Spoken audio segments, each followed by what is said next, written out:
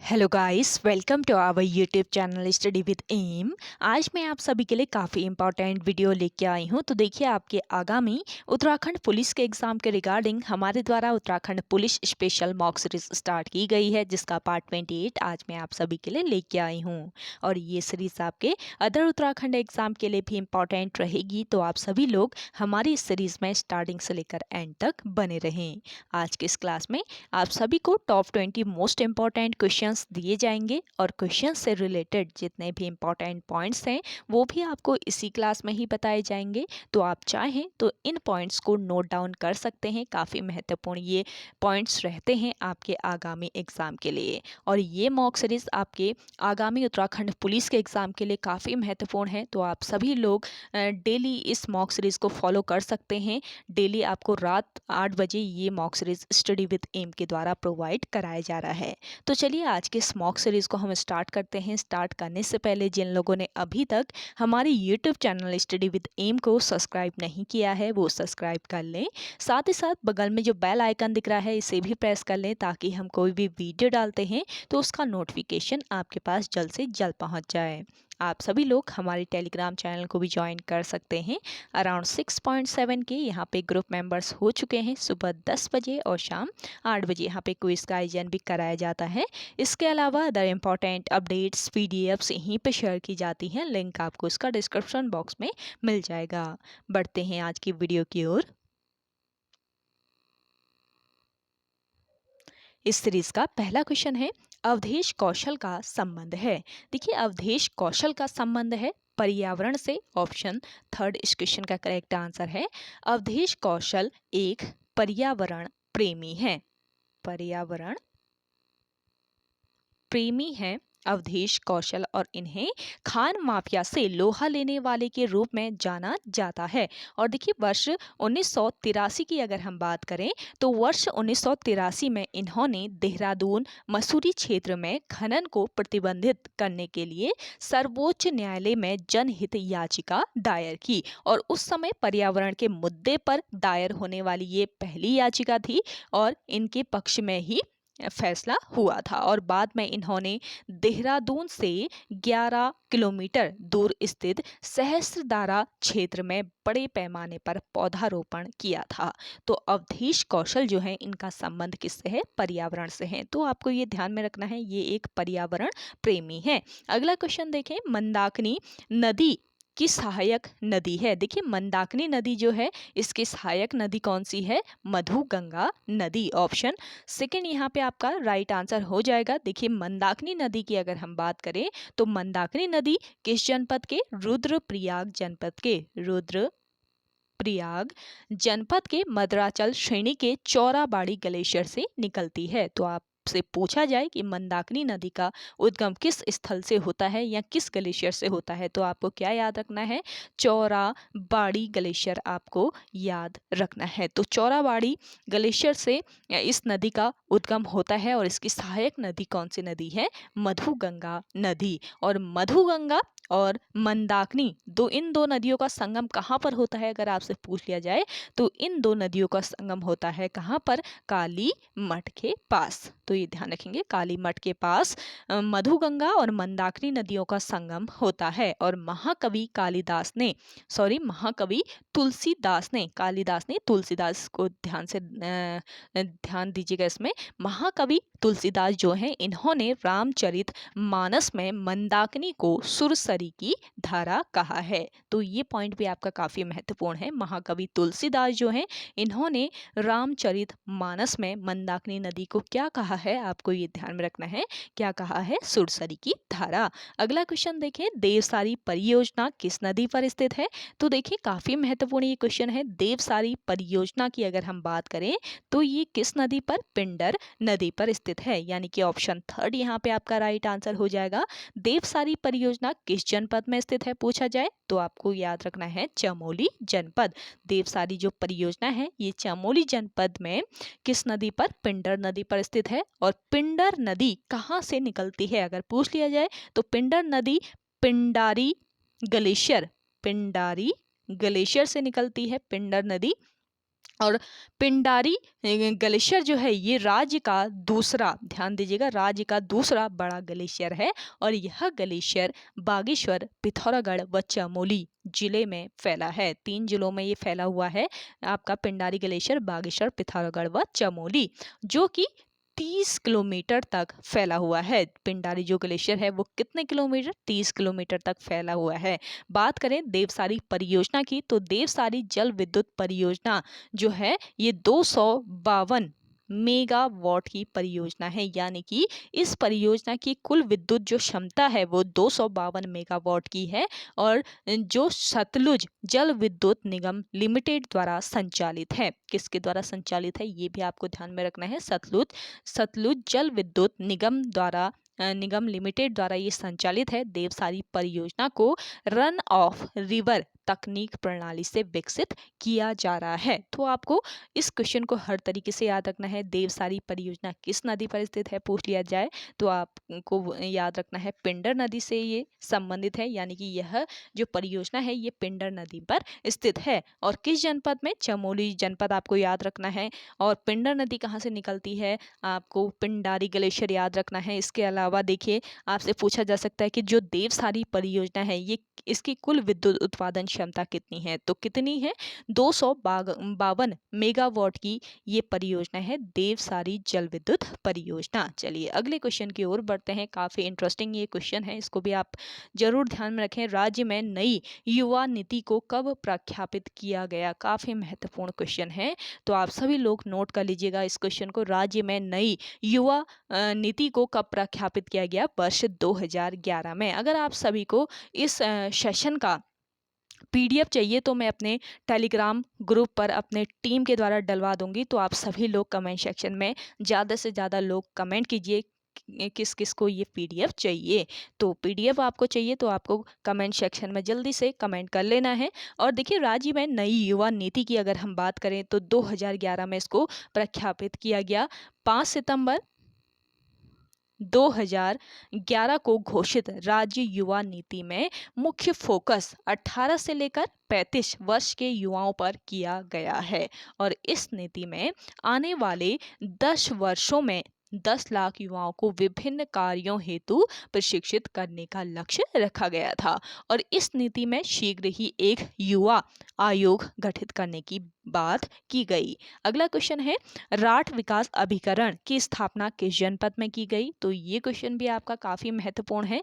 आपका आज का ये सेशन बहुत इंपॉर्टेंट है, तो आप सभी लोग एंड तक इस सेशन में बने रहे। काफी इंटरेस्टिंग क्वेश्चन आपको मिलेंगे इस सेशन में, तो एंड तक आप सभी लोग इसको जरूर फॉलो करें। तो देखिए राठ विकास अभिकरण की स्थापना की अगर हम बात करें तो ये किस जनपद में इसकी स्थापना की गई, इसका राइट आंसर हो जाएगा पौड़ी जनपद में। ऑप्शन थर्ड इस क्वेश्चन का बिल्कुल करेक्ट आंसर है। राठ विकास अभिकरण की स्थापना पौड़ी जनपद में की गई है। देखिए पौड़ी के पाबौ, याद रखें पौड़ी के कहां पर, पाबौ, और दूसरा है थलीसैंण।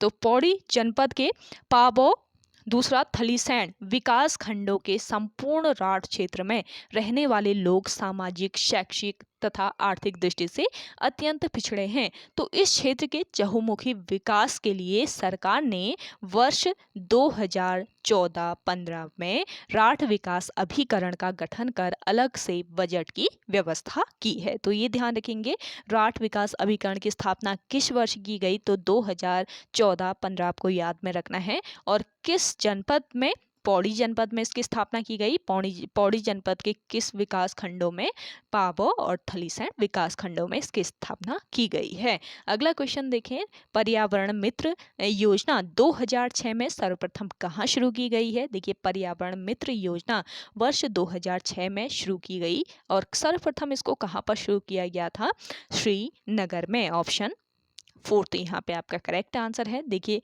पर्यावरण मित्र योजना जो है ये किससे संबंधित है, कूड़े कचरे के निस्तारण से। कूड़े कचरे के निस्तारण से ये संबंधित है यह परियोजना? तो कूड़े कचरे के निस्तारण से संबंधित यह योजना सर्वप्रथम श्रीनगर के अधिकारी हरक सिंह रावत के पहल पर वर्ष 2006 में शुरू की गई और इस योजना के तहत शहरों में जगह जगह ट्रॉली रिक्शा युक्त पर्यावरण मित्र तैनात किए गए। अगला क्वेश्चन देखिएगा, राज्य में खनन नीति की घोषणा कब की गई? तो देखिए, राज्य में खनन नीति जो है इसकी घोषणा की गई किस वर्ष? काफी महत्वपूर्ण ये क्वेश्चन है, तो आपको ध्यान में रखना है। राज्य में खनन नीति जो है इसकी घोषणा की गई है किस वर्ष? वर्ष 2001 में, यानी कि ऑप्शन फर्स्ट यहाँ पे आपका बिल्कुल राइट आंसर है। देखिए, नवंबर 2000 में गठन के पश्चात राज्य सरकार ने 4 अप्रैल 2001 को राज्य के लिए जिस खनन नीति की घोषणा की उसके अनुसार वन क्षेत्र में स्थित खदानों में खननकारी गढ़वाल विकास निगम तथा क्षेत्रों से खननकारी गढ़वाल मंडल विकास निगम तथा कुमाऊं मंडल विकास निगम द्वारा किया गया। तो ये ध्यान रखेंगे, नवंबर 2000 में गठन इसका किया गया है। तो नवंबर 2000 में गठन के पश्चात राज्य सरकार ने 4 अप्रैल 2001 को राज्य के लिए जिस खनन नीति की घोषणा की उसके अनुसार वन क्षेत्र में स्थित खदानों में खननकारी गढ़वाल विकास निगम तथा क्षेत्रों से खननकारी गढ़वाल मंडल विकास निगम तथा कुमाऊं मंडल विकास निगम द्वारा किया गया। तो राज्य में जो खनन नीति है इसकी घोषणा कब की गई थी? वर्ष 2001 में की गई थी। अगला क्वेश्चन देखें, संस्कृत अकादमी कहाँ पर स्थित है? तो संस्कृत अकादमी की अगर हम बात करें तो ये हरिद्वार में स्थित है। ऑप्शन फोर्थ यहाँ पे आपका करेक्ट आंसर हो जाएगा। देखिए, राज्य में संस्कृत के विकास हेतु मुख्यमंत्री की पदेन अध्यक्षता वाली संस्कृत अकादमी की स्थापना की गई है और इस अकादमी का जो मुख्य कार्य है वो क्या है? तो इस अकादमी का जो मुख्य कार्य है वो संस्कृत का विकास करना है और इस अकादमी का मुख्य कार्य स्थान हरिद्वार स्थित जयराम आश्रम संस्कृत महाविद्यालय को बनाया गया है और इस आश्रम के महंत ब्रह्मस्वरूप ब्रह्मचारी अकादमी के उपाध्यक्ष हैं और अकादमी का कार्य माइक्रो फिक्सिंग, ध्यान दीजिएगा, इस अकादमी का जो कार्य है वो माइक्रो फिक्सिंग अथवा स्कैनिंग के पहले भारत तथा विश्व के अन्य स्थानों पर रखे संस्कृत ग्रंथों तथा अन्य उपयोगी सामग्रियों को एकत्रित करके विश्व को सर्वश्रेष्ठ संस्कृत पुस्तकालय तैयार करना है। तो विश्व का सर्वश्रेष्ठ संस्कृत जो पुस्तकालय है वो इसी अकादमी के द्वारा तैयार किया जाता है। किसके द्वारा? संस्कृत अकादमी के द्वारा। अगला क्वेश्चन देखिए, लैंसडाउन छावनी को किस वर्ष स्थापित किया गया? तो देखिए, लैंसडाउन जो छावनी है इसको किस वर्ष स्थापित किया गया है? काफी महत्वपूर्ण ये क्वेश्चन है। तो इस क्वेश्चन का राइट आंसर हो जाएगा वर्ष 1887 में। ऑप्शन 4 तो यहाँ पे आपका राइट आंसर है। देखिए, 5 मई 1887 को स्थापित प्रथम गढ़वाल राइफल के कर्नल मैनवेरिंग के नेतृत्व में 4 नवंबर 1887 से इस छावनी को बसाया गया और पौड़ी जिले में स्थित इस स्थान को पहले कालौर डांडा के नाम से जाना जाता था। दो लैंसडाउन छावनी थी, इसको पहले किस नाम से? कालौर डांडा के नाम से जाना जाता था। तो ये भी ध्यान रखेंगे, कालो डांडा किसका प्राचीन नाम है पूछ लिया जाता है अक्सर, तो आपको लैंसडाउन याद में रखना है।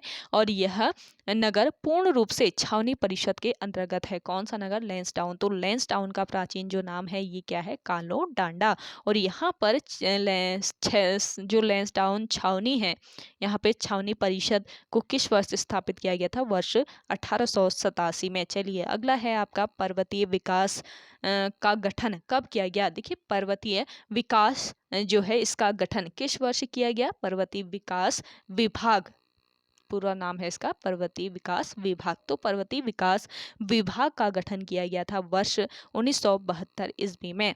इसी के अलावा अगर आपसे पूछ लिया जाए पर्वतीय विकास जन समिति का गठन कब किया गया, तो पर्वतीय विकास जन समिति का गठन किया गया आपके वर्ष 1950 में। ये भी आपका महत्वपूर्ण पॉइंट है, इसको नोट कर लीजिए, आयोग के द्वारा इससे भी क्वेश्चन पूछा जा सकता है। और अगर आपसे पूछ लिया जाए कि पर्वतीय राज्य परिषद का गठन कब किया गया, तो पर्वतीय राज्य परिषद का जो गठन किया गया वो ये वर्ष 1967 में किया गया। तो पर्वतीय विकास विभाग का गठन हुआ वर्ष 1972 में, पर्वतीय विकास जन समिति का गठन 1950 में और पर्वतीय राज्य परिषद का गठन हुआ वर्ष 1967 में। सभी क्वेश्चन महत्वपूर्ण हैं, तो इन क्वेश्चन को आप ध्यान में रखिए। चलिए अगले क्वेश्चन की ओर हम बढ़ते हैं। अगला क्वेश्चन है, सबरीमाला मंदिर किस राज्य में स्थित है? तो देखिए सबरीमाला जो मंदिर है ये आपके केरला में स्थित है, केरल राज्य में। ऑप्शन 4 यहाँ पे आपका राइट आंसर हो जाएगा। देखिए सबरीमाला मंदिर केरल राज्य के पतन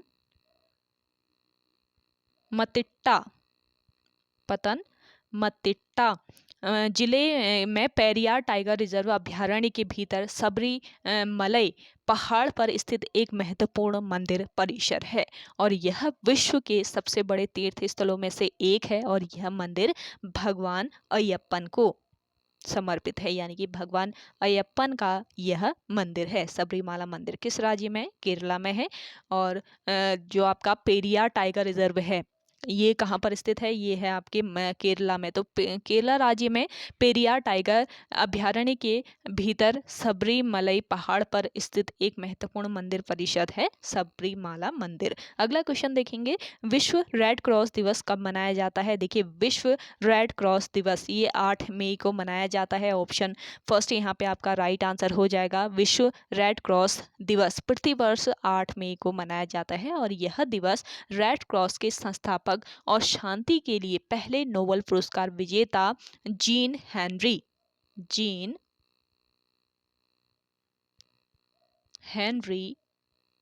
ड्यूनेंट के जन्मदिन के उपलक्ष्य में मनाया जाता है। तो क्यों मनाया जाता है ये भी आपको ध्यान में रखना है। आप सभी को आज का ये सेशन पसंद आ रहा है तो लाइक कर लीजिए। जिन लोगों ने अभी भी हमारे YouTube channel study with M को सब्सक्राइब नहीं किया है वे लोग जल्दी से सब्सक्राइब कर लीजिए और सेशन को आप सभी को ज़्यादा से ज़्यादा शेयर करना है अपने दोस्तों के साथ, अपने व्हाट्सएप ग्रुप्स में। आप कमेंट सेक्शन में कमेंट करके बताइएगा आज का ये सेशन आप सभी को कैसा लगा।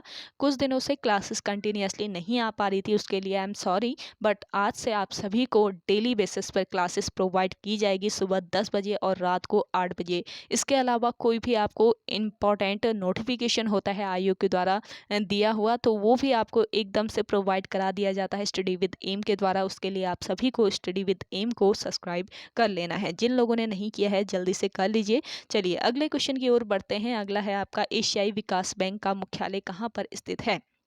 तो देखिए एशियाई विकास बैंक यानी कि एडीबी का मुख्यालय कहाँ पर स्थित है? तो आपको ध्यान में रखना है जो एडीबी है इसका मुख्यालय कहाँ पर है? मनीला में। ऑप्शन 4 यहाँ पे आपका राइट आंसर हो जाएगा। एशियाई विकास बैंक यानी कि एडीबी एक क्षेत्रीय विकास बैंक है जिसकी स्थापना 19 दिसंबर 1966 को एशियाई देशों के आर्थिक विकास के समीकरण के लिए की गई थी जो कि और देखिए यह bank UN economic commission for Asia and for east और द गैर क्षेत्रीय विकसित देशों के सदस्यों को सम्मिलित करता है। आपका जो एशियाई विकास बैंक है यह bank UN economic commission for Asia and for east और गैर क्षेत्रीय विकसित देशों के सदस्यों को सम्मिलित करता है। और इस बैंक की स्थापना कब की गई? इस बैंक की जो स्थापना है 19 दिसंबर 1966 को की गई और इसकी स्थापना 31 सदस्यों के साथ हुई थी। मुख्यालय जो है कहाँ पर है, मनीला फिलीपींस में इसका मुख्यालय है, तो ये ध्यान में रखिएगा आप। अगला देखें, सालार जंग संग्रहालय की स्थापना किस वर्ष की गई? काफ़ी महत्वपूर्ण क्वेश्चन है। तो देखिए, सालार जंग जो संग्रहालय है इसकी स्थापना किस वर्ष? वर्ष 1957 में की गई, यानी कि ऑप्शन थर्ड यहाँ पे आपका राइट आंसर हो जाएगा। 16 दिसंबर 1957 को इसकी स्थापना की गई है, सालार जंग संग्रहालय की। और कहाँ पर स्थित है पूछ लिया जाए तो आपको हैदराबाद याद में रखना है, हैदराबाद में ये संग्रहालय स्थित है। तो सालार जंग संग्रहालय तेलंगाना राज्य की राजधानी हैदराबाद शहर में किस नदी के दक्षिण तट पर स्थित है? मूसा नदी के दक्षिण तट पर दार उल सिफा में स्थित एक कला संग्रहालय है। यानी कि ये सालार जंग संग्रहालय जो है ये किससे संबंधित है? कला से संबंधित है, कला संग्रहालय है ये। और यह भारत के 3 राष्ट्रीय संग्रहालयों में से एक है।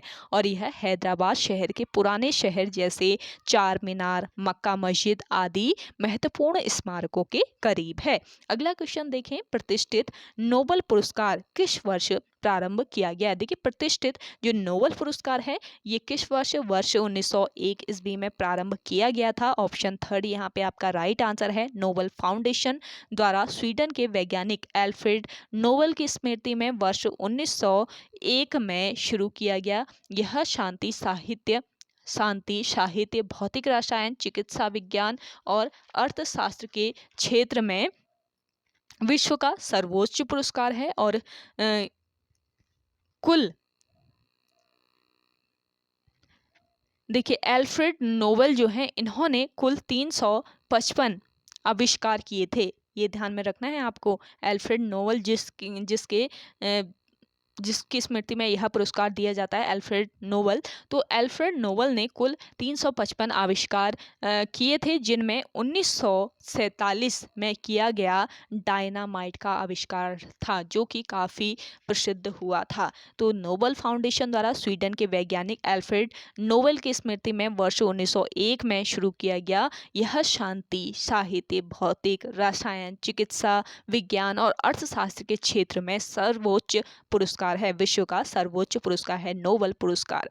और जिसकी स्मृति में यह पुरस्कार दिया जाता है एल्फ्रेड नोबेल, तो इन्होंने कुल 355 आविष्कार किए, जिनमें से 1947 का डोलोमाइट का आविष्कार है, जो कि काफ़ी फेमस था। अगला क्वेश्चन है, राज्य में तेफना परियोजना किस नदी पर स्थित है? तो देखें, राज्य में तेफना परियोजना की अगर हम बात करें तो ये किस नदी पर स्थित है? तेफना परियोजना स्थित है आपके किस नदी पर? जिन लोगों को आंसर आ रहा है जल्दी से कमेंट कीजिए कमेंट सेक्शन में। देखिए, तेफना परियोजना किस नदी पर? नंदाकिनी नदी पर स्थित है, यानी कि ऑप्शन फोर्थ यहाँ पे आपका बिल्कुल राइट आंसर हो जाएगा।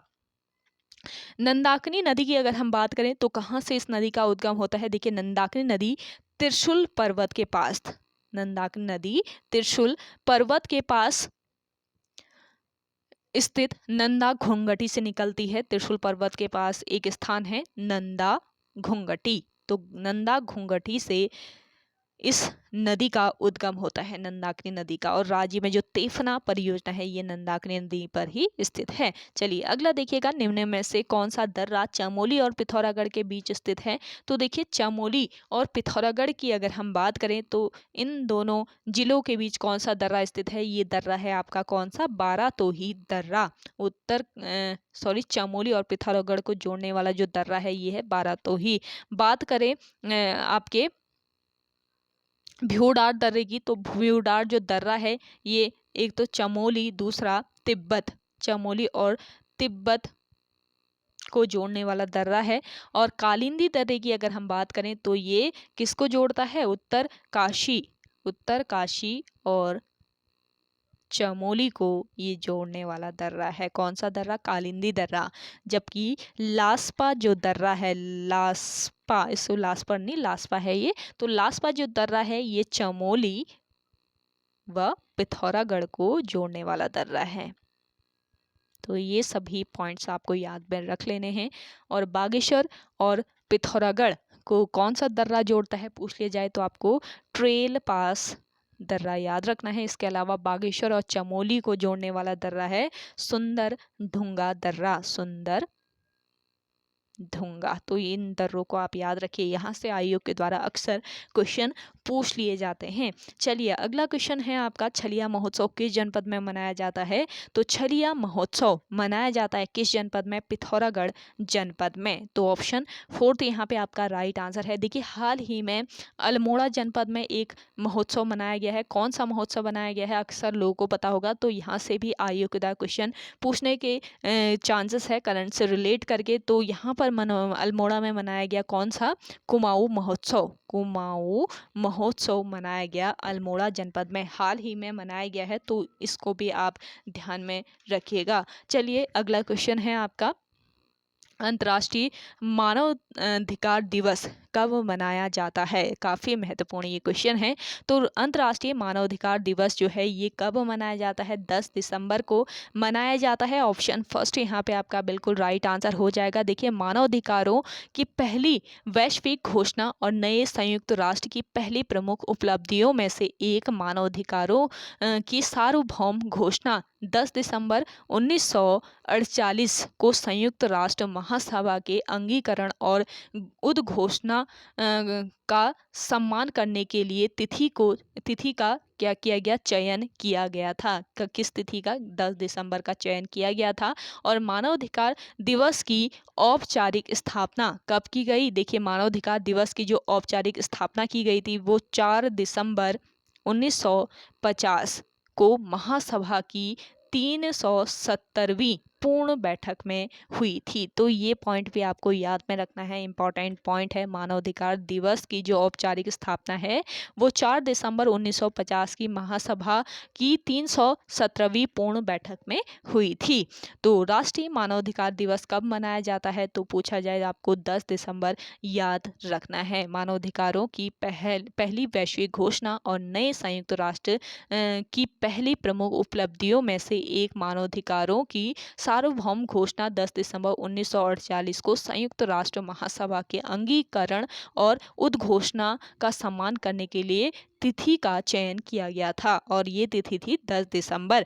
चलिए लास्ट क्वेश्चन है आज के इस सेशन का, लाई हरोबा किस राज्य का लोक नृत्य है? मोस्ट इंपॉर्टेंट क्वेश्चन है। देखिए लोक नृत्यों से अक्सर आयोग के द्वारा क्वेश्चन पूछे जाते हैं। और देखिए जो आपका ये एग्ज़ाम होने वाला है आगामी उत्तराखंड पुलिस का, तो ये किसके द्वारा कंडक्ट कराया जाएगा? उत्तराखंड लोक सेवा आयोग के द्वारा आपका एग्ज़ाम कंडक्ट कराया जाएगा। और उत्तराखंड लोक सेवा आयोग किस तरीके से क्वेश्चन बनाता है आपको पता ही है।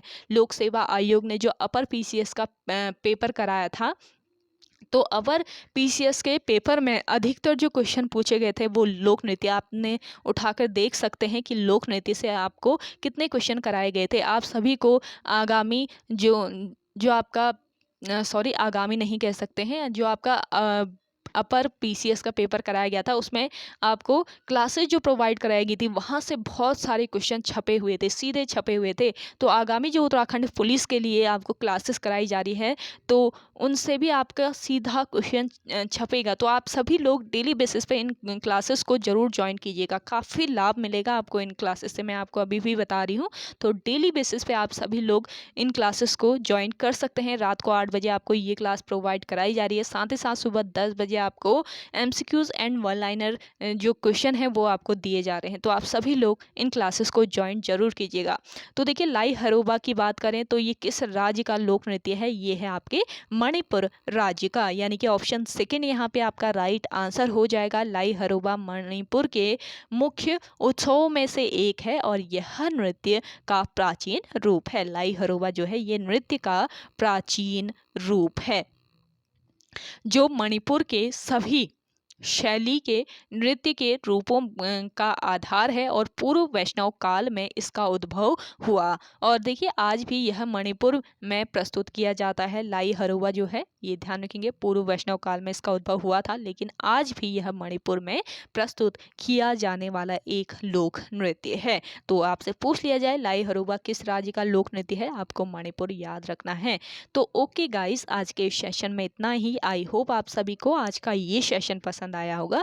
अगर आप सभी को आज का ये सेशन पसंद आता है तो इस सेशन को लाइक कीजिएगा, शेयर कीजिए और जिन लोगों ने अभी भी हमारे YouTube channel study with M को सब्सक्राइब नहीं किया है वे लोग जरूर सब्सक्राइब कीजिएगा। आप सभी को सुबह भी क्लासेस प्रोवाइड कराई जा रही हैं तो सुबह की क्लासेस भी आप जरूर देखें। साथ ही साथ ये क्लासेस आपको रात को 8 बजे डेली मिलेगी आज से, तो आप सभी लोग डेली 8 बजे इस क्लास के लिए तैयार रहिएगा। तो चलिए मिलते हैं एक नेक्स्ट इंटरेस्टिंग वीडियोस के साथ, तब तक के लिए धन्यवाद।